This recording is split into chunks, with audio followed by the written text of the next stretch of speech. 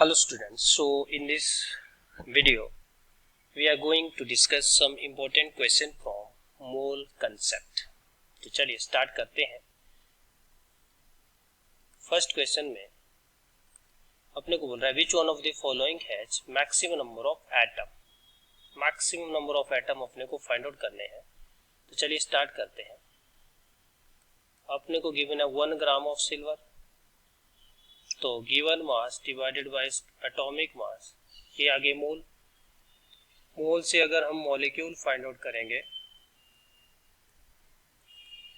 तो क्या कर दीजिए, mole multiply by Avogadro number. Molecule मिलते ही हम फाइंड आउट कर लेंगे एटम्स।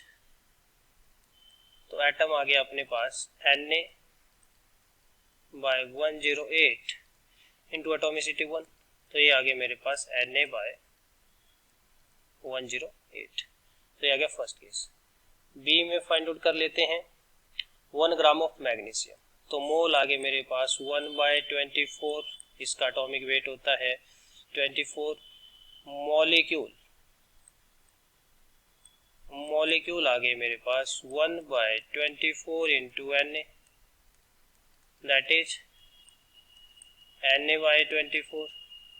और एटम भी आगे मेरे पास, एटोमिसिटी कितनी है यहाँ पे 1 है, तो एटम भी मेरे पास कितने आ गए Na/24। बात करते हैं सी की, तो सी में 1 ग्राम ऑफ O2, तो O2 given mass 1, molar mass of O2 that is 32। मोल आगे 1/32, मॉलिक्यूल आ गए आपके पास 1/32 इंटू Na, एंड एटम आ गए मेरे पास Na/32।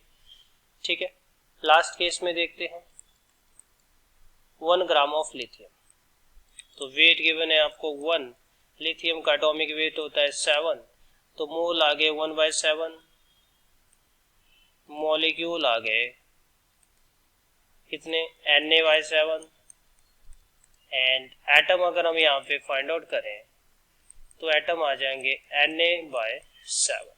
तो अगर हम यहाँ पे कंपेयर करें तो डिनोमिनेटर में जितनी बड़ी वैल्यू होगी एटम उतने ही कम होते जाएंगे।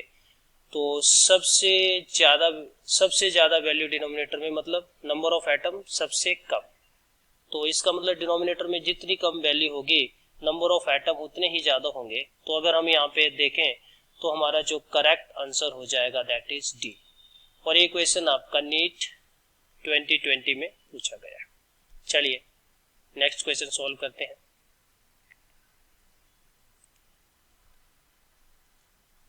तो आपसे बोल रहा है बोरोन हैज 2 आइसोटोप, बोरोन 10 और boron 11, calculate average atomic weight of boron. ठीक है, तो देखिए इस तरह की प्रॉब्लम हम पहले भी डिस्कस कर चुके हैं। Average atomic mass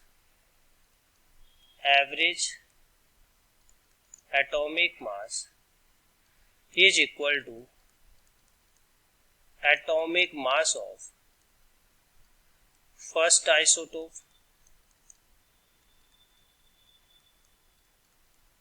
into its percentage abundance plus atomic mass of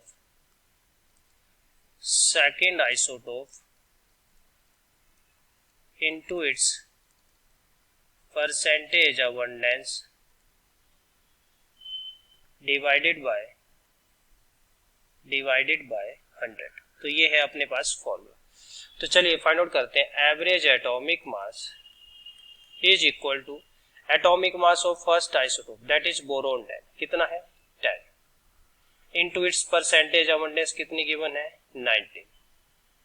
ठीक है, plus atomic mass of second boron 11, तो इसका एटॉमिक मास हो गया 11 इंटू इट्स परसेंटेज अबंडेंस कितनी गिवन है 81 डिवाइडेड बाय 100। अगर इसको हम यहाँ पे सॉल्व करते हैं तो ये आ गया मेरे पास 10 into 19 that is 190 plus 11 into 81, 11 8 88, तो ये आ गया मेरे पास 891, ठीक है, डिवाइडेड बाय 100। इसको ऐड कर लेते हैं तो ये आ जाएगा मेरे पास 1081 डिवाइडेड बाय 100। तो यहाँ से जो एवरेज एटॉमिक मास आ गया दैट इज 10.81। कितना आ गया 10.81। तो अगर हम आंसर को मैच करें that is first. So correct answer is first. ठीक है, चलिए नेक्स्ट क्वेश्चन सॉल्व करते हैं। So our next question is the number of mole of hydrogen molecule required to produce 20 mole of ammonia. और question पूछा गया था नीट 2019 के अंदर। देखिए बहुत इजी क्वेश्चन है। सबसे पहले इक्वेशन लिख लीजिए N2 plus 3H2 give 2NH3। ठीक है, अब आपको गिवन है क्या मोल, किसके मोल गिवन है, अमोनिया के। कितने 20। बोल रहा है कि अमोनिया के 20 मोल बनाने के लिए हाइड्रोजन के कितने मोल चाहिए। तो क्या कर दीजिए, by applying mole by mole analysis, by applying mole by mole analysis. Mole by mole analysis जब हम अप्लाई करते हैं तो क्या होता है, number of mole divided by stoichiometry coefficient, stoichiometry coefficient. ठीक है, तो चलिए mole by mole analysis apply करते हैं तो क्या बन जाएगा, number of mole of H2 divide by इसका स्टोकियोमेट्री कोफिशिएंट कितना है 1 is equal to number of mole of H2, this is N2, number of mole of N2 divide by इसका stoichiometry coefficient, number of mole of H2 इसका stoichiometry coefficient है 3। इस तरह number of mole of ammonia divided by इसका stoichiometry coefficient कितना है 2। ठीक है, इसका स्टोकियोमेट्री कोफिशिएंट कितना है 2 है। तो एक मिनट, चलिए अब यहाँ पे ये आपको गिवन है मोल कितने, इस मोल की वैल्यू आपको गिवन है। इन दो को यहाँ पे हम क्या कर लेते हैं, कंपेयर। तो यहाँ से इसके मोल गिवन है अपने को 20, तो यहाँ से क्या आ गया मेरे पास, number of mole of H2 by 3 is equal to 20 by 2। और यहाँ से number of mole of H2 is equal to 20 by 2 into 3। और ये कितना बन गया मेरे पास, ये कितना आ गया मेरे पास, दैट इज 30। तो अगर मैं number of mole of H2 यहाँ से फाइंड आउट करूं दैट इज 30। कितना आ गया भाई 30। आंसर देखते हैं दैट इज डी। चलिए एक और क्वेश्चन देखते हैं, यहाँ पे एक और क्वेश्चन देखते हैं अभी। तो इस क्वेश्चन में बोल रहा है for the reaction A plus 2B give C, A plus 2B give C। आपको एक रिएक्शन है जिसमें A plus 2B give C। आपको बोल रहा है A के मोल है 5, B के मोल है 8। ठीक है, 5 mole of A and 8 mole of will produce. चलिए तो सबसे पहले अपने को क्या फाइंड आउट करना पड़ेगा, यहाँ पे लिमिटिंग रिएजेंट। अपने को 2 रिएक्टेंट गिवन है और 2 रिएक्टेंट के मोल गिवन है। तो फर्स्ट ऑफ ऑल अपने को क्या फाइंड आउट करना पड़ेगा, यहाँ पे लिमिटिंग रिएजेंट। तो कैसे फाइंड आउट किया जाता है, number of mole divided by stoichiometry coefficient and for the reactant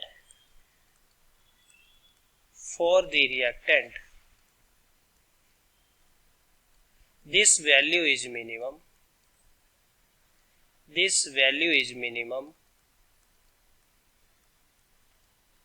is our limiting reagent LR। ठीक है, चलिए फाइंड आउट करते हैं। तो यहाँ पे 5/1 एंड दिस इज 8/2, तो 4। तो this is our lowest value, this is our lowest value.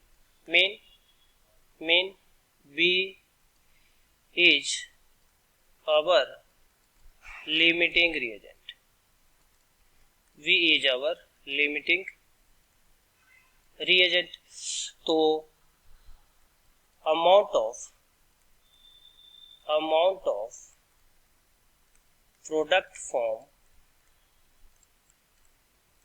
is always decided by limiting reagent. तो लिमिटिंग रीजन डिसाइड करेगा कि प्रोडक्ट का कितना अमाउंट बनना है। ठीक है, तो क्या कर देते हैं, mole of B divided by इसका stoichiometric coefficient is equal to mole of C divide by इसका स्टोइकियोमेट्रिक कोएफिशिएंट। बी के मोल कितने हैं मेरे पास 8, तो यहां से क्या आ गया मेरे पास 8/2 that is number of mole of C, और कितने आ गए मेरे पास that is number of mole of C is equal to 4। तो सी के कितने मोल आ गए मेरे पास 4 मोल ऑफ सी। चलिए एक और प्रॉब्लम डिस्कस कर लेते हैं यहाँ पे, यहाँ पे काफी अच्छी प्रॉब्लम है। तो आपको पहले तो जो रिएक्शन गिवन है उस रिएक्शन को लिख लेते हैं। देखिए स्टोइकियोमेट्री बाय स्टोइकियोमेट्री आप जब अप्लाई करेंगे तो आपका रिएक्शन कैसा होना चाहिए, बैलेंस्ड केमिकल रिएक्शन होना चाहिए। कैसा होना चाहिए, बैलेंस्ड केमिकल रिएक्शन होना चाहिए।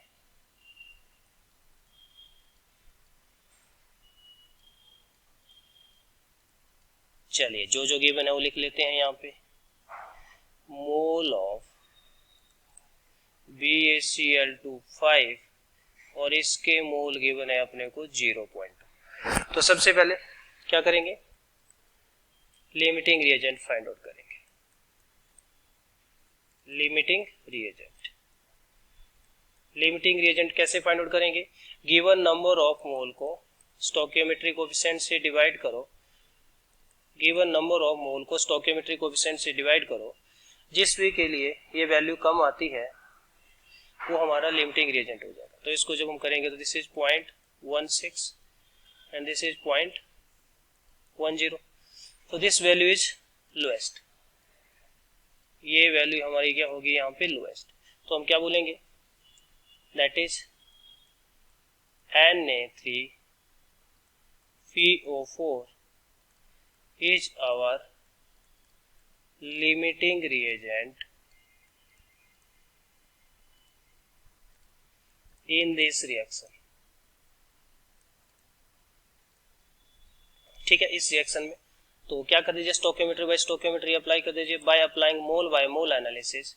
तो यहां से क्या बन जाएगा, number of mole of sodium phosphate divided by इसका stoichiometric coefficient is equal to 2 is equal to number of mole of barium phosphate divided by इसका स्टोइकियोमेट्रिक कोएफिशिएंट 1।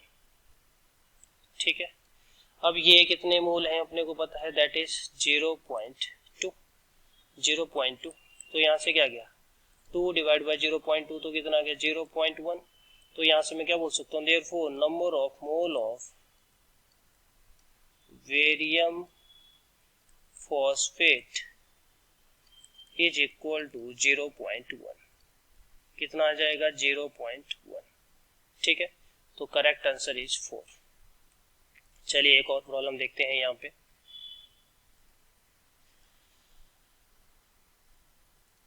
तो इस रिएक्शन में क्या बोल रहा है, if half mole of oxygen combine with aluminium to form Al2O3 that is alumina, then weight of aluminium metal use in the reaction.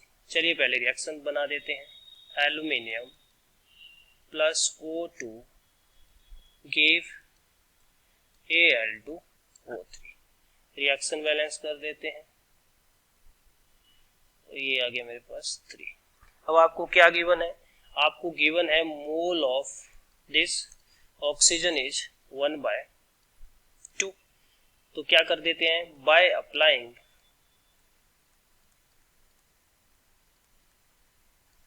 Mole by mole analysis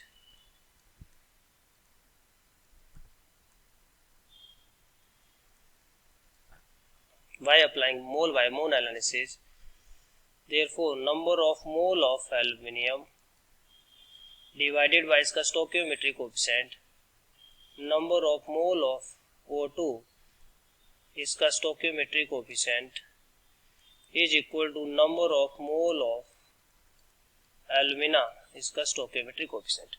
अपने को कैलकुलेट करना है एल्यूमिनियम का क्या कैलकुलेट करना है अपने को, वेट। तो पहले क्या करते हैं, एल्यूमिनियम के मोल कैलकुलेट करते हैं, इन दोनों को कंपेयर कर लेते हैं यहाँ पे।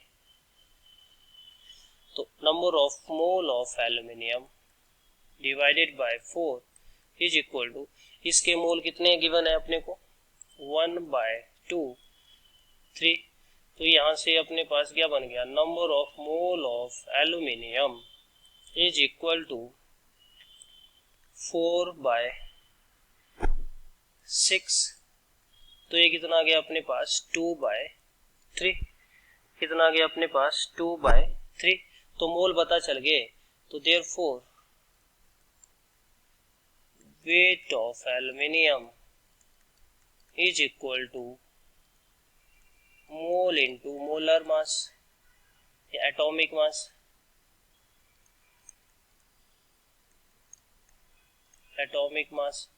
तो मोल आ गया मेरे पास 2/3, एटॉमिक मास कितना आ गया मेरे पास 27।